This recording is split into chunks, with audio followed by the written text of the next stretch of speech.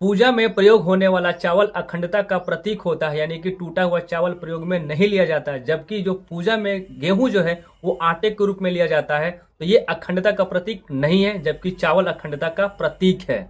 चावल जैविक रूप से सक्रिय बीज होता है, यानी कि कच्चा चावल अंकुरित हो सकता है, उसमें जीवन ऊर्जा रहती है और पूजा में जीवन सृजन और शुभ ऊर्जा का प्रतीक आवश्यक होता है।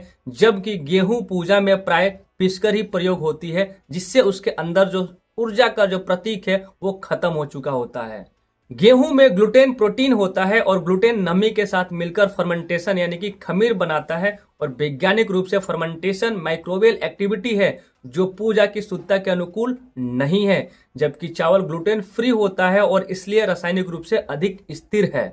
आयुर्वेदिक फिजियोलॉजिकल दृष्टि से देखें तो चावल का प्रभाव शीतल यानी कि ठंडा होता है, जबकि गेहूं का प्रभाव उष्ण होता है, गर्म होता है। और पूजा में मानसिक शांति, स्थिरता और ध्यान आवश्यक होता है, और शीतल पदार्थ यानी कि न्यूरल एक्टिविटी को शांत रखते हैं, और ये चावल में पाए जाते हैं।